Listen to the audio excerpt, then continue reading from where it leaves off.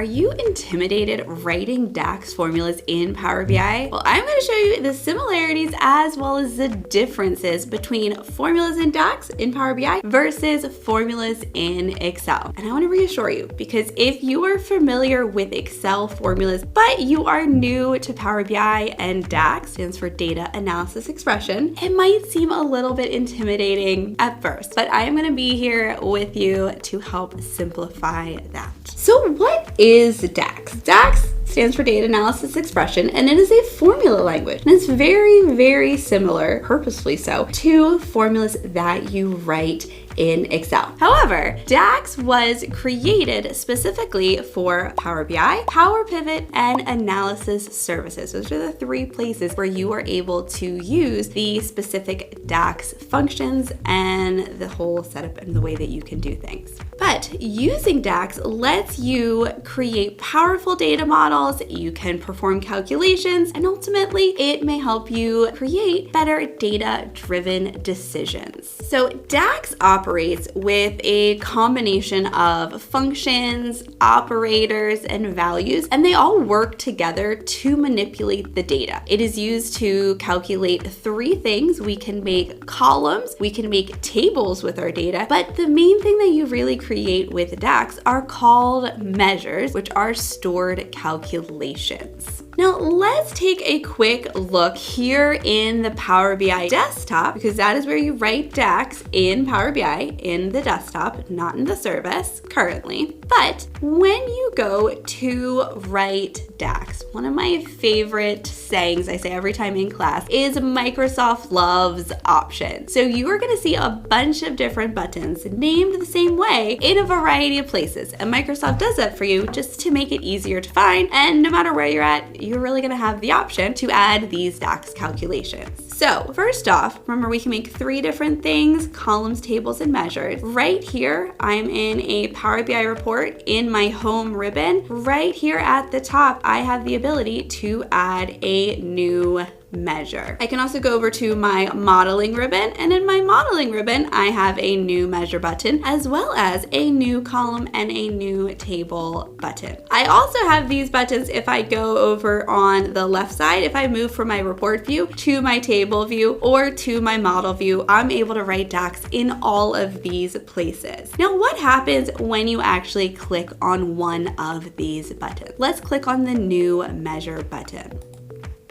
You can see as soon as I click on that button, now my formula bar appears. And this is one of those differences from Excel where we always see that formula bar, right? We're in our rows and columns in Excel, and no matter where we click, we always have the ability to put a formula in that location. Here, we have to specifically let Power BI know that we want to switch into the formula writing mode. We do that by clicking that new column, table, or measure button, depending on what we want to create. Then we get our formula bar. Now, this is one of my favorite features in the design of the formula bar here in Power BI that I would love if they brought over to Excel someday. And that is the ability to make this formula bar larger. I don't know about you, but sometimes if you're on a massive screen, it seems tiny in the corner, or maybe you're on a tiny screen and it seems actually tiny. But we are able to make our formula bar larger. Simply make sure your mouse is hovering over that formula bar, hold the control key, and then if your mouse has a wheel on it, you can just zoom right on in. Cue the wow, the fireworks, the amazing moment here, because isn't this so fun? When you are writing formulas, and whether you've written formulas in DAX, in Excel, or other languages, you know most of the time it's the tiny errors that take you out. You're missing a comma, you're missing a quote, you're missing a parenthesis. So when you're able to zoom in like this, it makes it so much easier to catch those tiny mistakes and those errors as they happen. Or after the fact, when you're like, wait, I made a mistake, I have my error bar, what's going on? You can immediately see it much clearer when it's a lot larger like this. If you don't have a wheel on your mouse, don't worry, you're not left out. You can simply, again, hold the control key on your keyboard, and then you can click on the plus or minus buttons right next to the backspace key. You do want to make sure that your mouse stays in the formula bar. Otherwise, it's going to start making other parts parts of the program bigger or smaller when you do that. But we now have our formula bar, and this is where we are able to write all of our DAX calculations. Whether we are creating, in this case, a measure, or that column or that table, the formula bar works the same for all of those different items. Now let's talk about writing a basic DAX formula. If you've used Excel formulas, you'll find that DAX follows a similar structure, but there are some important differences to understand as you're working through how DAX works to get you the correct data. So here in Excel, when you are writing a formula, you usually refer to individual cells. You can see that cell number up here in the top left corner where I can see I'm in F5 versus S4 or M2. When we are in Power BI and we are writing DAX, you're referring to the entire column or field within your data set. And this is a little bit similar to if you are used to turning your ranges in Excel to a table and then writing formulas in that table. It's similar behavior where you're pointing to the whole column and then it shows you relative to where you're at the formula working. So here in Power BI, let me show you a simple example. I already clicked on that new measure button, so let's make one now. And I'm gonna make a simple sum function, right? Everyone who's been in Excel has used the sum function at one point or another to total up a variety of cells. And we're gonna do the same thing here, but instead of a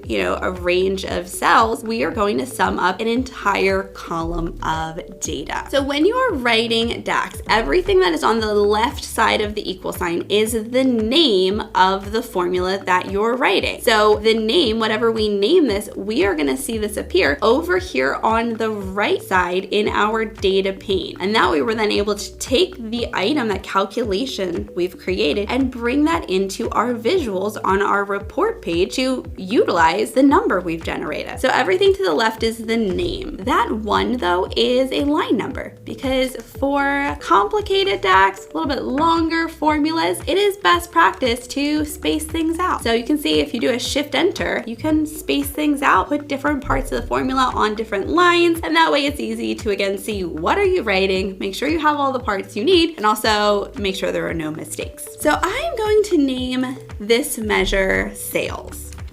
And in my data, I have a main table that has all of my sales information, and there's a sales amount column. And in that sales amount column, every single row represents a new value, right? An item is sold, here's what it's sold for. An item is sold, here's what it's sold for. So what my measure, my stored calculation is going to do is it's going to take every value inside of that column and sum them up. We are going to type in our function. I am now on the right side of the equal sign. This is part where it's almost identical to Excel, right? With Excel, we put our equal sign in and then we write our function. So really the only thing we've done different so far is we've just given it a name. Whereas if you've used Power Pivot before, you've kind of recognized this process. So I'm gonna type in the word sum, and notice as I'm typing, I have a nice little helper window pop up. It's my IntelliSense, and it's helping me to say, oh, here's all of the functions that starts with S or SU or SUM. And I can see the first one, sum, is the one I want. I always like to point out in this helper window, right off to the right side, there's a little side arrow where if you click that, it gives you a description of what you're doing, which is nice. That way you can make sure that you're clicking on the right formula. So I'm gonna select sum, and you can either click this with your mouse. So if you're a mouse person, you can definitely click on this. If you are more of a keyboard person, you can use the arrow up and down keys to arrow up and down to select the one you want. And then you can hit the tab key, T-A-B, to select it. Now, once that pops up, you are gonna see very similar to Excel, a helper window that explains, all right, you need to have this,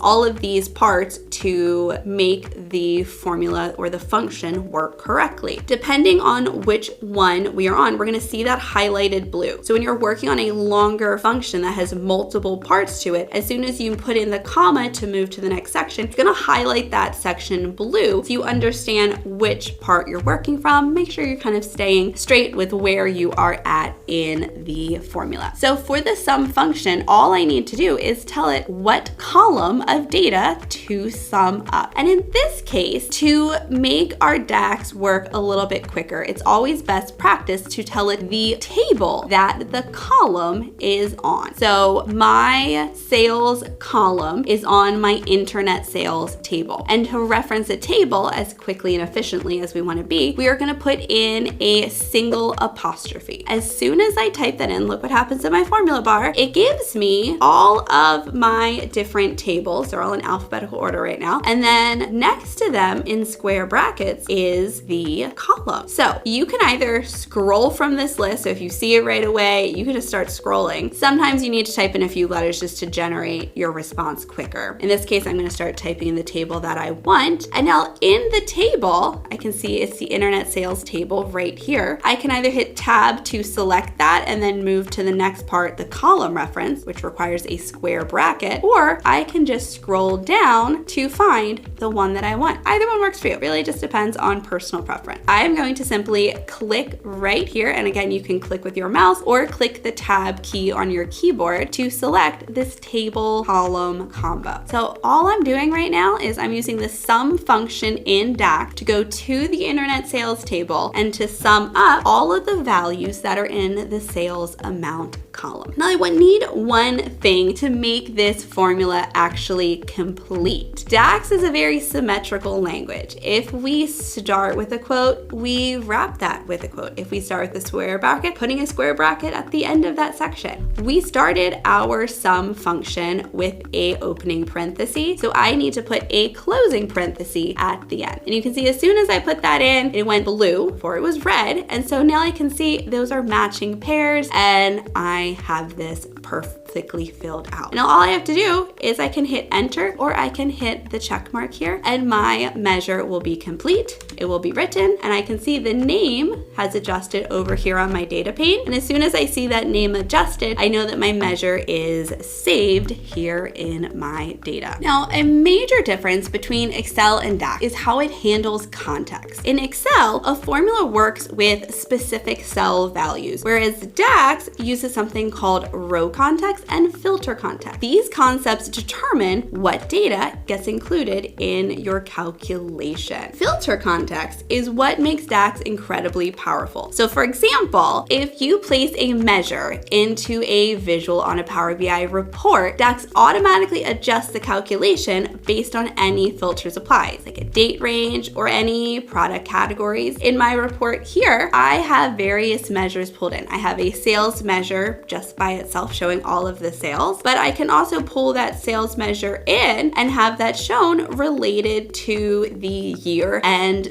the country. Now, as a reminder, here is this exact data that my report is built off of here in Excel. And I have the sales amount column right here, which is this one, this sales amount column. Now, if I want to sum this up, let's see what the last row would be, which is 60,399, which is actually S60,399. Right there, we can see the number. So I'm going to copy that to make sure I have that saved and head right back up to the top of my report. And I am going to write a calculation over here, the exact same calculation, right? I want to sum up that table. In my formula bar, I'm going to put my equal sign. I can't make my formula bar larger, unfortunately. I can't zoom in like I could with DAX. I'm going to type in sum, and you can see just like with DAX, it is giving me that drop down and I get that little explanation. I can select the one that I want with tab, and then we can see again, it has that first one that we're on. I can highlight and that's going to show the blue is the one that we want, right? Really similar to what we just did in Power BI. So for sum, I just have to go tell it what I want it to sum, and I want it to sum what is the first one, that is S2, and then we're going to put a colon in, so essentially saying everything from S2, and I'm going to paste in that number I copied so I don't have to scroll all the way down to grab it, which is the very bottom row. Close that off with a parenthesis and hit enter, and that is summing up all of that data for me. So this is really working similar, right? Similar structure to what we just did with DAX. We said, all right, go over here, look at all of the stuff. In DAX, we specified it by saying the table and the column. And with Excel, since this is a range, we specified by saying from this cell to this cell. So a little bit different. If I made this a table, then I could point to the entire column. So that in itself is a little bit more similar, and it is nice, right? So if you're an Excel user and you've been intimidated to try DAX, hopefully through seeing this, you're seeing the similarities, you're seeing how easy it is to pull up the data that you have in your table and to reference this. Now, we started off simple. We started off easy with a function that you are used to seeing, but DAX can for sure get a lot more complicated. There is well over 200 functions in DAX, and it's not a dead language. They are consistently adding new functions almost every single month. The team will look and see what are people doing, what formulas are they stacking together to get to their end goal, and if enough people are doing it, they'll just make a new function that does that nice and easy. So it is a very great language to get into, to start using, and essential for any data analyst to work through, learn, and be able to write. If you are interested in learning more about DAX, you come to the right place. We have tons of free content here on our YouTube channel, lots of DAX specific ones. We even have DAX Learn with the Nerds. I'll have that linked below. That is an hour and a half of amazing DAX knowledge. And then if you want to go even deeper, learn DAX, really understand what is going on with the row context and filter context, I have classes for you on our on-demand learning system. I will link those below as well. Again, hours and hours of content so you can truly understand what is going on with DAX, learn it, stick it in your brain, and be able to write it whenever you like. So I want to know, comment below if you have written formulas in Excel and you've written formulas in DAX. Which one do you prefer and why? Let me know. I look forward to reading through all of that. And of course, don't forget to like and subscribe to our channel so you'll see all of the videos as soon as they are coming out. Can't wait to see you in the next one.